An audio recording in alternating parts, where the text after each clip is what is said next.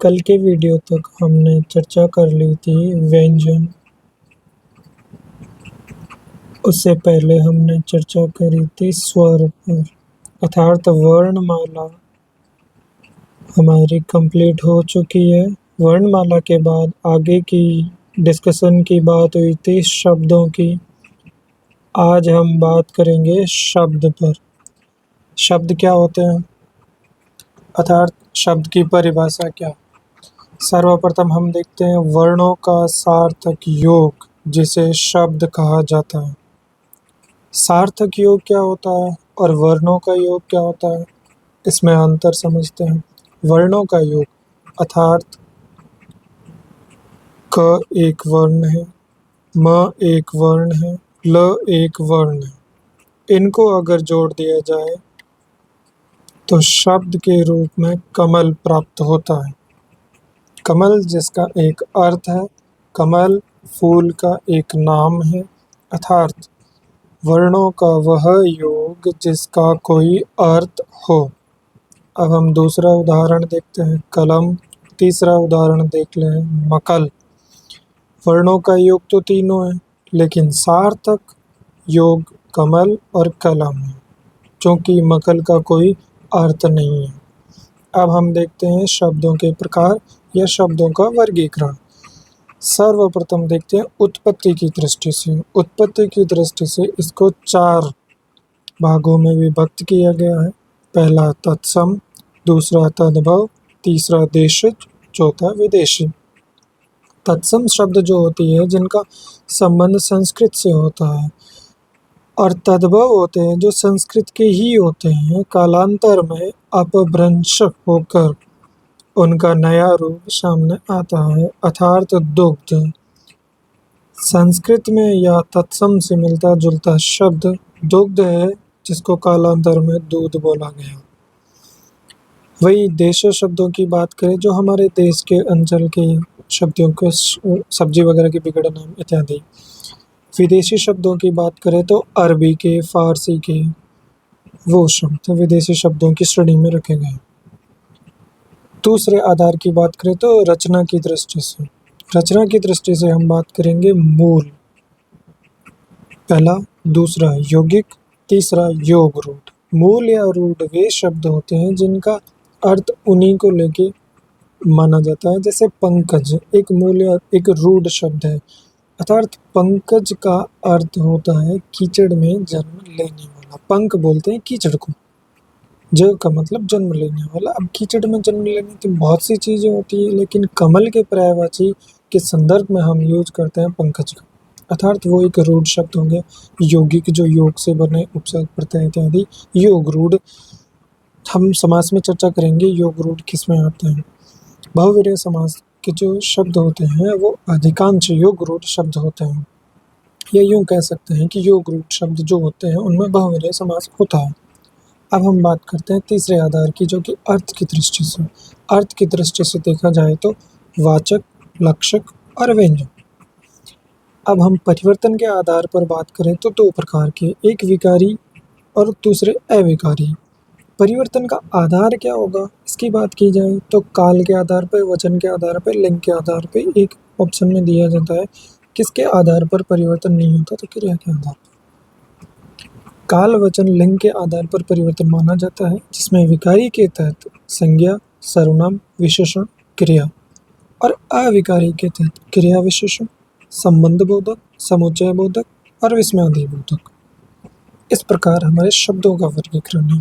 हम एक थोड़ी सी टॉपिक से हट के चर्चा करने की कोशिश कर रहे हैं, जिसमें आप समझेंगे कि ये हुआ कैसे है।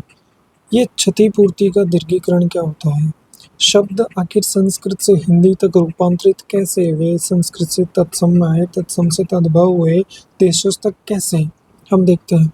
प्राचीन भारतीय आर्य भाषा थी जिसमें संस्कृत और तत्समी शब्दावली अधिकांश देखी गई, जो कि वैदिक संस्कृत के समय, लौकिक संस्कृत के समय हम कह सकते हैं। मध्यकालीन भारतीय आर्य भाषा की बात करें तो पाली, प्राकृत, अपभ्रंश और अर्ध तत्सम जैसे शब्दों का उद्भव हुआ, जिसमें पाली का साहित्य भी देख सकते हो, प्राकृत भाषा का साहित्य भी देख सकते हो, अपभ्रंश इत्यादि का भी देख सकते हैं। आधुनिक भारतीय आर्य भाषा की बात करें तो वो तब्दील होती होती या फिर यूं कहे कि अपभ्रंशित होती होती तद्भव तक पहुंच गई। अर्थात हम क्षतिपूर्ति का दीर्घीकरण देखें तो कर्म किसी वक्त बोला जाता था, मध्यकाल में उसे कम बोलने लगे और आधुनिक समय में अर्थात आज के समय में काम कह के उच्चारण किया जाने लगा। वही एक शब्द है कार्य, कार्य रूपांतरित हुआ कज में, कज रूपांतरित हुआ काज में। इस प्रकार शब्दों का जिस प्रकार पहाड़ी से नदी के जल के साथ में एक कंकड़, एक पत्थर लुढ़क लुढ़क के चलते चलते चलते चलते रूपांतरित होता जाता है और गोलाई ले लेता है, ठीक वैसे ही शब्द थे जो अपने मुख सुख के आधार पर रूपांतरित होते हैं। मुख सुख अर्थात उच्चारण करने में लगने वाला जोर, अर्थात कर्म को बोलने में अत्यधिक जुबान पे जोर लगाना पड़ रहा है, वही काम को बोलने में बल की अत्यधिक आवश्यकता नहीं होती। अब हम बात करते हैं उत्पत्ति के आधार पर शब्दों की। तो उत्पत्ति के आधार पर जो शब्द हमने देखे थे तत्सम तद्भव, और उसके साथ में ही हमने देखे थे देशज और विदेशी शब्द। हम अभी देख लेते हैं संस्कृत के समान जो शब्द थे उन्हें तत्सम बोला गया, ये हमने अभी देखा। और संस्कृत से जिनका उद्भव है उन्हें तद्भव बोला गया। अर्थात तद्भव शब्द वे होते हैं जिन्हें हम बोलते हैं, सामान्य बोलचाल के शब्द। सामान्यतः हम नहीं बोलते, हम दुग्ध का प्रयोग नहीं करते, हम दूध बोलते हैं। ठीक वैसे ही कुछ शब्द हम ऐसे देखते हैं जिसमें अब हम आइडेंटिफाई करने की कोशिश करेंगे कि तत्सम शब्द कैसे होते हैं, तद्भव शब्द कैसे होते हैं। उनको आइडेंटिफाई करने के लिए कुछ ट्रिक्स हैं। उन ट्रिक्स के बेस ऐसे शब्द खूब सारे हैं, लेकिन उन ट्रिक्स के बेस पे आप कहीं ना कहीं नज़दीक पहुंच पाएंगे विकल्प में कि किस विकल्प में सारे तत्सम शब्द हैं, किस विकल्प में सारे तद्भव शब्द हैं। इनको फाइंड आउट करने के लिए कुछ ट्रिक्स बनाई गई है जिनसे आपको क्लियरली पता चल जाएगा कि हाँ ये तत्सम शब्द है, ये तद्भव शब्द है। तो उन्हीं के बारे में बात करते हैं। ये पीडीएफ आपको यूट्यूब के नीचे लिंक मिल जाएगा, इस वीडियो के नीचे टेलीग्राम चैनल का, उस पर उपलब्ध करवा दी जाएगी। जैसे घृत है जो घी के संदर्भ में बोला जाता है, किसी समय घृत बोला करते थे, अभी घी बोलते हैं। कुमकुम पत्री या निमंत्रण पत्रिका जिसमें हम देखते हैं घृत पान अर्थात घी पिलाने की रस्म, वही हम देखते हैं दुग्ध जो अभी बोला जा रहा है दूध। गोधूम जो बोला जा रहा है गेहूँ। मध्यकालीन इतिहास की कुछ शब्दावली है। प्राचीन भारत के इतिहास में आप कुछ शब्दावली पढ़ते हैं, उन शब्दावली को आप कह सकते हैं कि वो तत्समय शब्द है ज़्यादातर, सभी नहीं ज़्यादातर। वही जैसे गोधूम का प्रयोग होता था, अभी गेहूँ का प्रयोग होता है। फिर री की मात्रा वाले जो शब्द है वो तत्सम में आएंगे। जैसे घृत का हमने देखा री की मात्रा है तो ये तत्सम है। जैसे अमृत है तो ये तत्सम में होगा। अब हम देखते हैं कुछ हमने देखा था य, श और क्ष, ये संयुक्त अक्षर कहलाए जाते हैं। संयुक्त अक्षर जो होते हैं, संयुक्त अक्षर में हमने अध्ययन किया था व्यंजन के तौर पे क्ष, त्र, ज्ञ और श्री, श्री वाला श्र। तो ये तत्सम शब्दों में अधिकांश युक्त होते हैं। जैसे क्षीर, क्षेत्र, क्षीर अर्थात खीर, क्षेत्र अर्थात खेत। हम कह सकते हैं यशोदा नंदन और जशोदा नंदन। होता क्या है कि मध्यकालीन कविता के अंदर य का प्रयोग ज के तौर पे होने लग गया, जैसे यशोदा, और मध्यकाल में जशोदा। यशोदा भी बोला जा रहा है, जशोदा भी बोला जा रहा है। फिर हमने देखा श, आजकल हमारे तीनों शब्द एक से ही है, उच्चारण का कोई भेद नहीं है। न हम शलगम में कोई भेद करते हैं, न हम सड़क में कोई भेद करते हैं। ये उच्चारण के आधार पर हम कह सकते हैं। इसमें जोर आता है और जोर हम उठाना नहीं चाहते, हम इसके माध्यम से निकल जाते हैं सभी शब्दों का शब्द।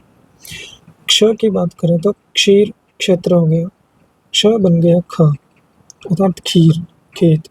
अब आप यहाँ ये भी समझते चलेंगे कि क्षीर खीर का एक पर्यायवाची है, क्षेत्र खेत का एक पर्यायवाची है, क्योंकि पर्यायवाची भी तो हमारा एक टॉपिक है। फिर हमने संयुक्त अक्षर की बात कर ही ली।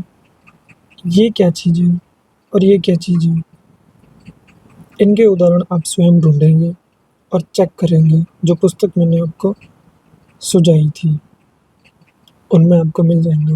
ये आपका कार्य रहेगा। अब हम बात करते हैं कार, जिनमें कार प्रत्यय लगा हो, अर्थात स्वर्णकार, लोहकार, चित्रकार, इधर संयुक्ताक्षर भी है, चित्रक और पर्यंक।